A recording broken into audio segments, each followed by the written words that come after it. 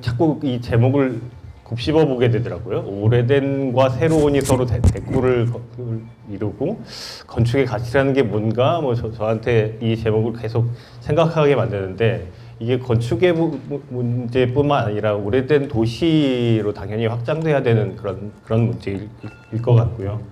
그리고 궁극적으로는 자본하고 공간이 어떻게 적절한 관계를 맺고 있을 것인가, 과연 그 자본이 그렇게 약탈적 자본만 있는 것들은 아니니까, 그리고 공간이 사람들을 행복하게 하는 것들이 기본적인 역할이라고 생각하기 때문에 이런 문제들을 제가 그냥 진솔하게 작업하면서 생각한 것들 그리고 작업의 내용과 관련해서 설명드리겠습니다. 저는 건축사 사무소 더 사이를 운영하고 있고 별도로 요즘 대단히 이렇게 기분 좋게 한 1년 정도를 작업하고 있는 초현실 부동산의 책임 사원으로 있습니다.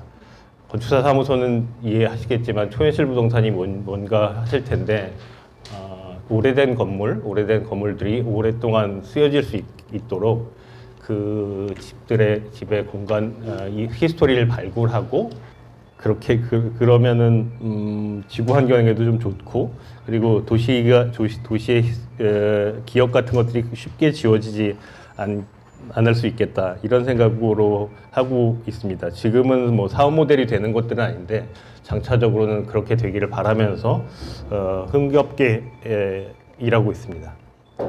이 세 가지의 제목에 대해서 그래서 앞단에서는 제가 건축사 사무소 사이에 소속된 건축가로서 사람과 공간의 행복한 관계에 대한 말씀을 드릴 거고요. 왼편에 있는 것들은 이제 지금 제 사무실인데 저희 사무실도 오래된 주택을 리노베이션하고 일부 증축하고 한 연희동의 공간에 있고요. 뭐 제가 설계한 거는 아니고 다른 분이 작업하신 데 임대해 들어가 있고 또 오른편에 있는 저희 집이기도 하고요.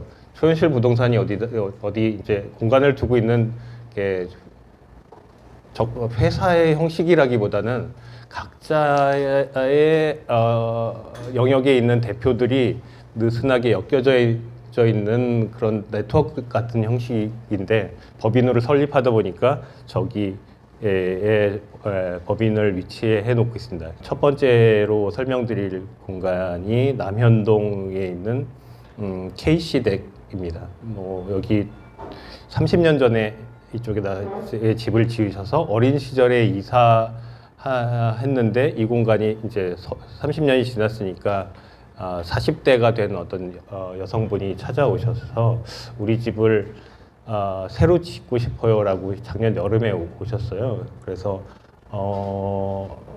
그때는 제가 저희 사무실이 이렇게 이 일을 더 할 여력은 아니었기 때문에 또 호기롭게 또 올 테면 와봐라 뭐 하면서 이제 상담을 드리는데 저는 상담료를 받습니다.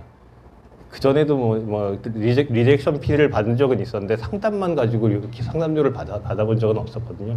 근데 흔쾌히 뭐 그러시겠다고 하고서 제가 이제 규모 검토에 해당하는 것들을 이렇게 그려드리고 근데 생각이 좀 많으시더라고요. 그래서 생각이 많으신데 그래도 맡아주시면 좋겠습니다 하는데 제가 진짜로 할 수 있는 여력도 안 돼서 그냥 죄송하지만 이걸 가지고 다른 사무실 좀 찾아가십시오라고 뭐 말씀드렸었어요. 그 이후에 이 프로젝트가 어찌해서 다시 일을 맡게 됐고 이 맡은 일의 한쪽 공간 이분들이 오랫동안 사셨던 그 본체에 해당하는 주택은 초현실 부동산에서 곧 이제 공식적으로 중개를 하게 될 그런 예정입니다. 아시는 분은 아시겠지만 예술인 마을이라는 게 60년대 후반에 생겨져서 그 60년대 후반서부터 이분들이 입주해 오신 90년대 초반까지 이렇게 마을이 형성되어 있어요. 그래서 사당역에서 남서울 시립미술관으로부터 해서 쭉 올라오다 보면 뭐 이렇게 있는 데인데 지금은 이제 막 밀도가 높아져서 주변에 다세대 주택이 되고 서로 이웃 간에 이렇게 주차 문제로 싸우고 뭐 이런 일들이 벌어지고 있는데 이 공간을 떠나기 싫으신 분들이었던 거예요. 그리고 또 한편으로서는 이 집을 팔려고 해도 뭐 상속이나 뭐 증여의 문제이기 때문에 팔게 되면 되게 대단히 또 세법적으로도 곤란한 상황이 되어 있는 것이어서 저 집 저거는 1991년에 최동규 선생이라고 서인건축 소장님의 작업인데, 그분은 약간 알바알토를 열심히 공부하셔서 알바알토를 사사했다고 하시는 분이라서 그 집에도 약간 그런 게 벽돌이라든가 나무라든가 공간을 따뜻하게 쓰는 느낌이라든가 이런 것들은 남아 있습니다. 그래서 이 집에 대한 애정이 충분히 있으셨는데 어르신들이 연로하시다 보니까 이제 8순 뭐 이제 7순 되시는 어르신들이 계시다 보니까 저 공간을 이렇게 계단을 밟고 이렇게 위에까지 올라가면 벌써 집이 3층까지 올라가는 거예요. 그래서 이걸 어떻게 할까 생각하다가 저는 그러면 앞쪽에 주차장 위에 셋집을 3개를 두고 계셨는데 거기가 지하 1층입니다. 그 셋집으로 이사를 가세요. 그리고 제가 그 셋집의 지하 환경이 좀 좋게 중정을 만들어 드릴 거고, 이 뒤에 사시던 공간은 차라리 그냥 전세로 임대를 주시면 전세금을 가지고 이 앞에 집을 짓는, 그래서 헌집 주고 내 집 이런 상황이 만들어지는 것들에 대한 생각을 곰곰이 생각하다가 제안을 드리니까 너무나 흔쾌히 받아주셨고, 이게 이제 마당이 되는 부분인데, 그래서 안채 부분이 전세 매물이 되고 이 앞에 박공으로 되어 있는 부분이 증축이 돼서 따님이 사시고 그 아래쪽에서는 연로하신 어른분들이 계시고, 그리고 다 예체능 가족이에요. 그래서 자기 스튜디오가 필요하고 뭐 이런 사람들이어서 그 더 깊은 안쪽으로는 작업실이 있는 상황이고요. 이게 이제 어머님 되시는 분이 계속 원래는 기본적으로는 이제 회화를 하시는데 도자도 배우시고 뭐 조각도 좀씩 배우시고 뭐 해서 만들어진 거고요. 이게 이제 어머님 그림이 되죠. 그래서 그 어머님 그림에 이제 본인이 약간 시 같은 이 집에 대한 감성이라든가 내 집의 뒷산도 내 공간인 것 같아서 항상 가서 청소를 하게 되고 거기에 있는 뭐 새들이라든가 이런 녀석들하고 교감한다, 이런 내용의 시를 써주셔서 요거는 이제 일종의 표현실 부동산의 예고편입니다. 그래서 표현실 부동산 홈페이지나 아니면 뉴스레터 그리고 구독과 좋아요가 필요한 유튜브에 가시면 찬찬히 보실 수 있을 거고요. 보시면 여기에 제가 가족분들께 처음 한번 편지를 써요. 저는 프로젝트를 시작할 때쯤 어떤 컨셉이라고 하나? 처음에 드는 일감이 딱 들었을 때 이런 생각으로 제가 작업을 시작하겠습니다. 그리고 작업의 프로세스는 이렇습니다라는 안내문 형식으로 편지를 드리고, 요거는 이제 허가 접수한 다음에 이제 시공을 앞두고 있고 디테일한 부분들을 좀 정리해야 되는 시점에서 이 프로젝트가 처음 어떻게 연이 돼서 여러분들과 만났고 어떤 마음으로 계속 작업을 할 건지에 대한 내용들을 전해드리는데, 이 중간에 보면 리노베이션에 대한 그냥 근본적인 좀 낭만적이라고 생각하실 수도 있는데 환경에 대한 생각 이런 것들을 전해드렸더니 또 바로 다음날 답장을 주셨어요. 그래서 유로님이라는 분이 이제 큰 따님이 되시는데 패션 쪽을 하시는 분인데 이분도 거기에 대해서 공감하면서 글을 주시고, 맨 마지막에는 이제 또 어머님께서 시처럼 이 프로젝트에 대해서 답장을 주신 이런 내용입니다. 약간 건축하는 행복감 중에 하나가 이렇게 좋은 사람들을 만나서 공간을 매개로 같이 이렇게 교감할 수 있다라는 지점. 늘 그렇지는 않은데 요즘 제가 복이 많아서 개인 클라이언트 일들은 다 좋은 분들과 힐링하면서 작업을 하고 있습니다. 이것도 리노베이션이고 더듬어 제가 이제 리노베이션을 했었던 것들을 생각해 보니까 이게 2012년에 처음 리노베이션을 했었던 건데 저건 그냥 임대용 건물이었어요. 패션 디자인 하시는 분이 이것도 패션 디자이너네요.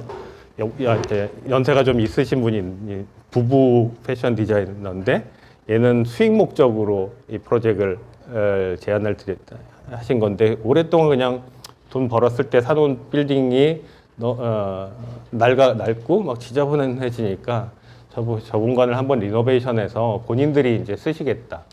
오랫동안 외국에 나가 계시다가 다시 새로운 브랜드를 런칭하려고 하면서 일부분은 저층에는 카페, 중간층에서는 이제 디자이너들의 사옥, 맨 꼭대기층에는 디자이너의 이제 개인 작업실 이런 구성으로 해서 리노베이션을 했고 이걸 사진을 제대로 못 찍어서 제가 찍은 사진이긴 한데 이렇게 한번 정리를 해주셨어요. 그래서 이분들이 작업을 하시다가 사실은 이거보다 조금 증축하는 안을 요구하셨고 증축하는 과정에서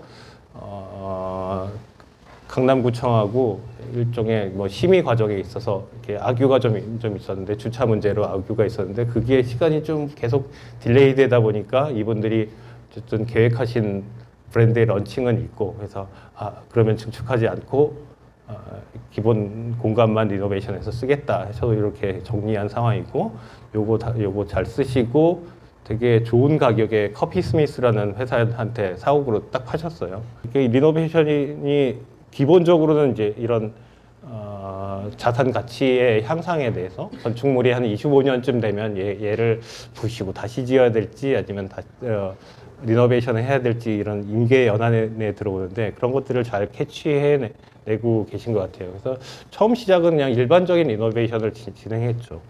그러다가 어쩌다가 가게 동교는 저희가 직접 운영했습니다. 파트너 오랫동안 제가 파트너십으로 작업을 했었는데 파트너 중에 한 분이 이런 공간들을 운영하는 데에서도 경험이 많으시고 그래서 제안을 하셔서 사무실에 한 10년 했는데 처음으로 큰 흑자가 나게 됐어요. 짓지 않는 건물을 설계하다 보니까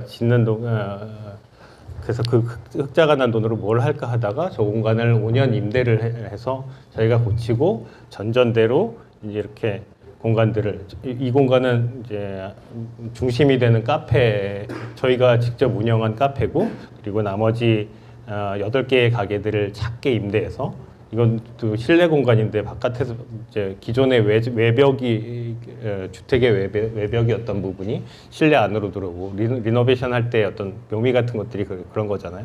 그러면서 이제 작은 공간들을 만들어서 5년 동안 안정되게 이분들하고 작업을 하자라는 2014년이었나요? 그러니까 제법 일찍 이런 공간 임대라든가 이런 것들에 대해서 이제 시작을 했는데 이 공간을 임대를 하다 보니까 5년 만에 바로 쫓겨났어요. 저희는 한 10년 정도 여기를 쓰면 좋겠다라는 생각이었는데 그 사이에 이 동교동 연트럴파크의 면한 부분인데 여기에 지가가 너무 올라서 거의 감당할 수 없는 금액을 부르시면서 더 있으려면 그 금액에 있을래?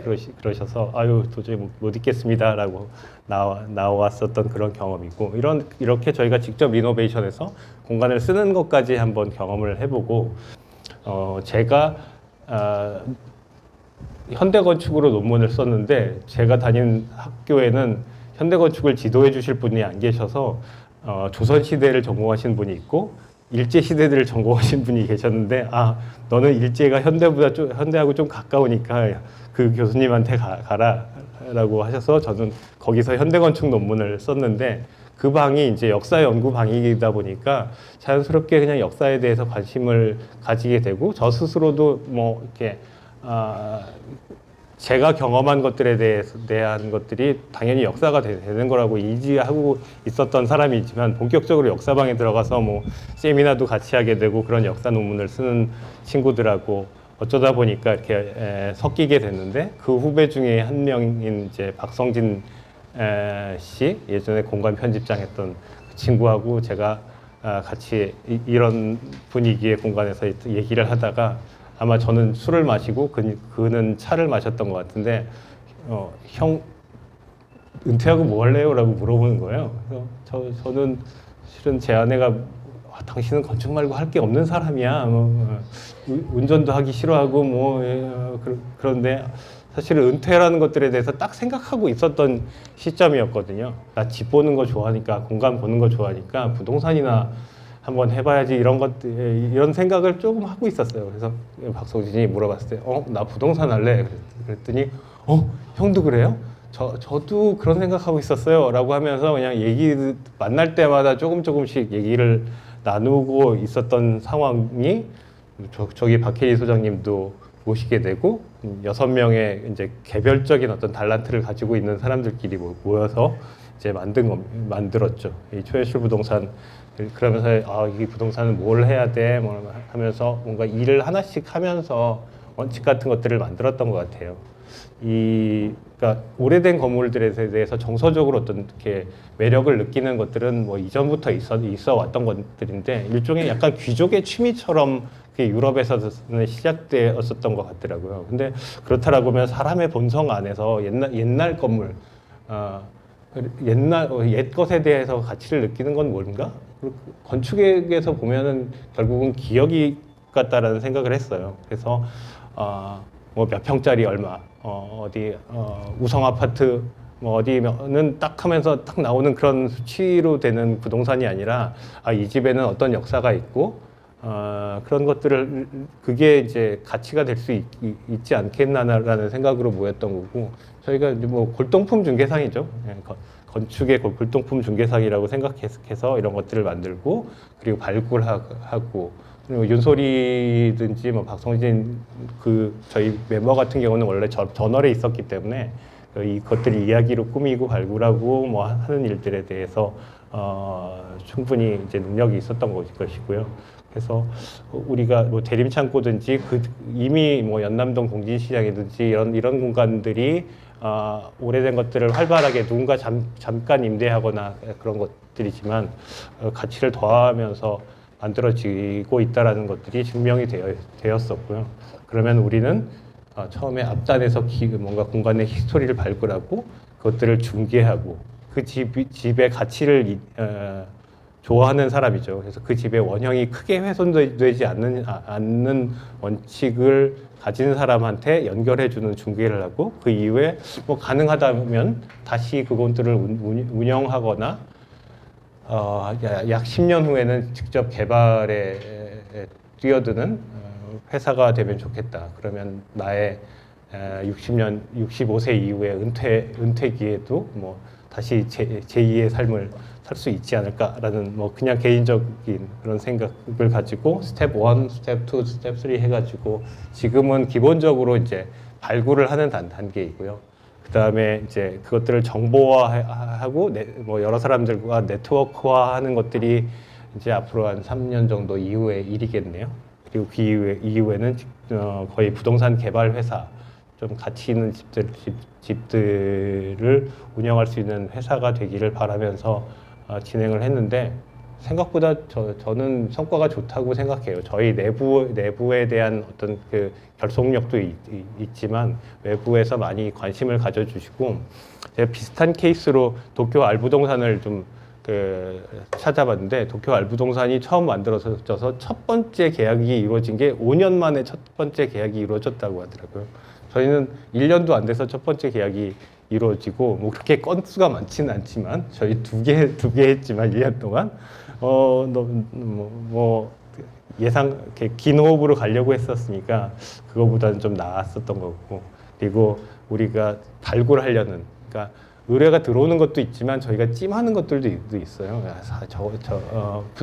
네이버 부동산을 쭉 찾다가 같이 공동 중개하실래요라고 이제 제안을 드리는 것들도 있고 그리고 아시는 분의 어떤 집에 대해서 그냥 제안을 드리면서 여차여차 엮여있지는 예를 들면 앞에 이제 남현동 주택처럼 그러다가 저희 부동산에 맡겨보실래요? 이 뜻이 같으세요? 뭐 그러면은 이제 의뢰가 들어오는 그런 형식인데 어떤 집을 다루어야 될 것인가라고 봤을 때 70년대 사실은 70년대 주택도 조금 너무 오래됐어요. 그쯤 되면 이제 아주 유명한 건축가 분들의 작업이라서 그것들의 가치를 이어나가는 것들이고 일반 주택 같은 경우는 저는 내구연한이 30년 넘으면 사실은 조금 힘들다고 생각드는데 그런 자잘하고 소소한 것들 이런 것들을 중개를 하겠다.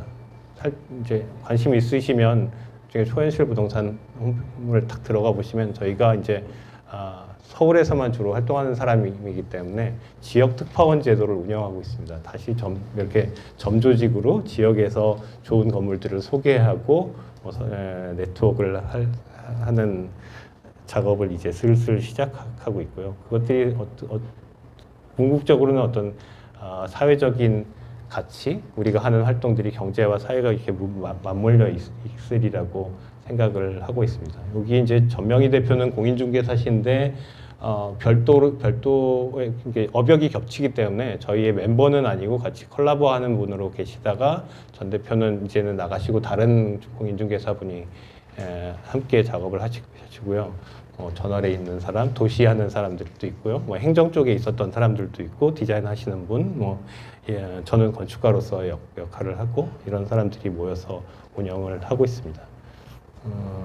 그래서 저희가 이 프로젝트를 하면서 본격적으로 회사가 됐어요. 한 6개월 정도는 그냥 모여서 얘기만 하다가 정말 워낙 이제 박기리 소장님도 영입하고 뭐 이렇게 영입하면서 회사 법인의 형태가 된 것들은 저 YWCA 연합회 리노베이션을 하면서 저것도 YWCA의 건물이었는데 명동성당 바로 앞에 있습니다.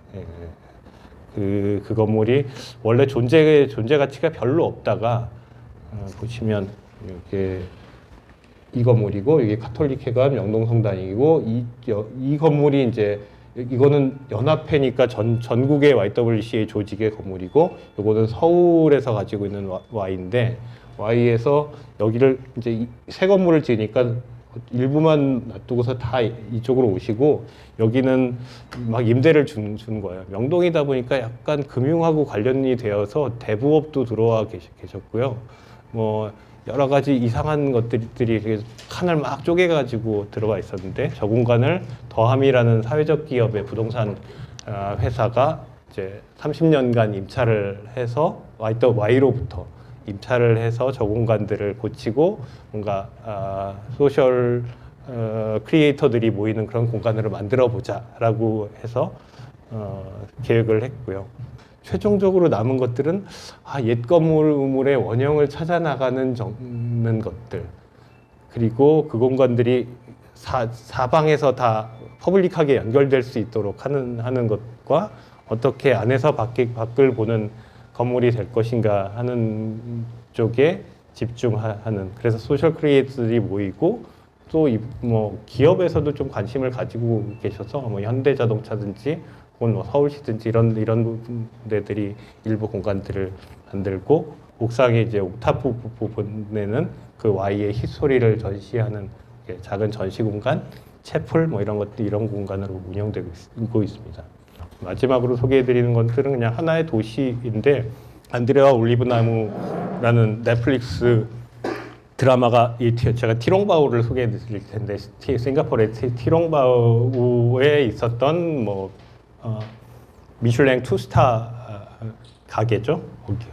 거기를 그 지역을 배경으로 하고 있는데 이것도 이 사람이 기억하고 좀 연관이 돼 있습니다. 그래서 이게 아마 100년이 넘었을 거예요. 싱가포르이 좀 독특한 게 땅은 거의 토지 임대부처럼 국가가 소유하고 그 위에 지상권들을 하는데 이게 외국 독일인가 와서 여기 이 단지를 개발하면서 그러면 100년간 쓸 수 있게 임차권을 준 거였죠. 그래서 100년 거의 가까이 쓰고 이상하게 슬럼화되다가 여기에 이제 아티스트들도 들어오고 젊은 예술가들, 뭐 상인들이 들어오게 되면서 100년을 거의 남짓하고서 얘가 없어지냐 마느냐가 싱가포르 사회에서 되게 큰 이슈가 됐었어요. 이게 뭐 건축적으로도 가치가 있지만 그 안에서 하나하나 사람들이 좀 읽어왔었던, 이것도 보면 이제 외부 골목인데 다시 내부가 돼서 이렇게 식당으로 활용하는 것들인데 이거에 대해서 싱가포르 정부가 전격적으로 그러면 그 제한을 풀어서 지금도 되게 힙한 공간으로 계속 유지하고 있습니다. 그래서 이것들은 또 하나 이렇게 사회 운동도 필요하지만 지자체나 이런 정부들의 전격적인 개안 같은 것들도 좀 필요할 것 같고요. 정리를 하자면 이게 저희 집이 있는 동네인데 집을 짓기 전에 좀 리서치를 했었어요. 그 동네에 왠지 연남동이 되게 좋은데 조금 일찍 들어갔기 때문에 8년 전에 연남동의 리서치입니다.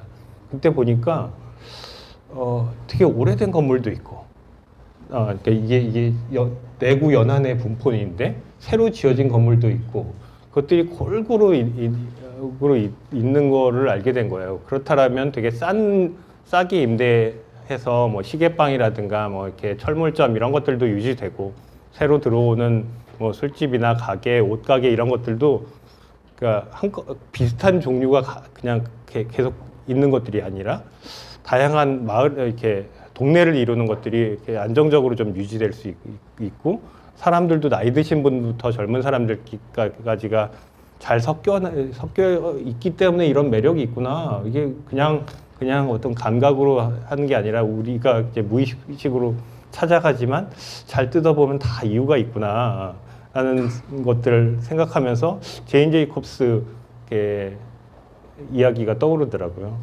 최근에 저희가 또 하나의 건축계와 우리 사회가 같이 조금 고민해봐야 될 지점이 생겼습니다. 뭐 실은 힐튼 호텔 철거의 문제죠. 힐튼 호텔 주변을 이제 원래는 중국계 부동산이 샀다가 그 다음에 그 중국계 부동산은 좀 오랫동안 여기가 만만치 않은 데인 줄 알고서 이지스에다가 팔아서 그 전 양동 지금 남은 일대가 다 이지스가 가지게 됐는데 이지스의 판단으로는 되게 용적을 적게 쓰고 있는 저희 힐튼 호텔을 이제 철거해야만 사업성이 나오게 되는 상황이 되었죠. 그래서 뭐 김종성 교수님 포함해서 뭐 건축계 전체가 오랫동안 여기에 대한 논의를 이루고 있는 상황인데 거기 그 일련의 과정으로서 디자인 공모전이 있었고요.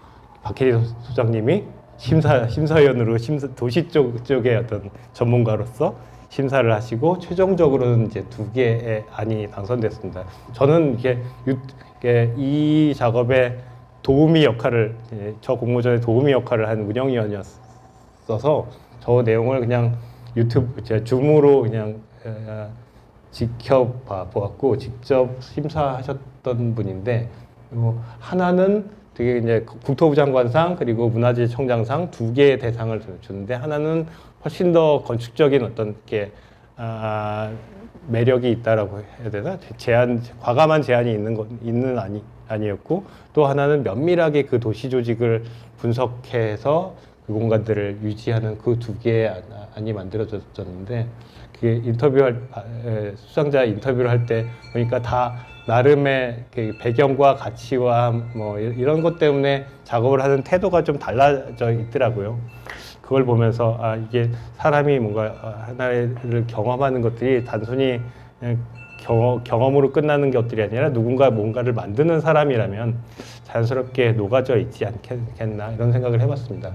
한번 마무리를 해보자면 사실은 건축은 결과적으로 사람 살게 만드는 공간이기 때문에 그래서 지역성이라는 것들은 결국은 지금 사는 사람의 요구를 반영하는 거고 그 지금 사는 사람들을 들여다봐야 되는 것들이 아닌가. 저한테 일단 의문이 남아 있었던 것들은 그러면 공간의 주인은 누군가 이것들을 소유하고 있는 자가 주인인가 그것들을 쓰고 있는 사람이 주인인가 하는 문제 그리고 뭐 소유하고 있는 사람이 있다라면 그것들에 대한 권리는 누가 어떻게 부여했던 것인가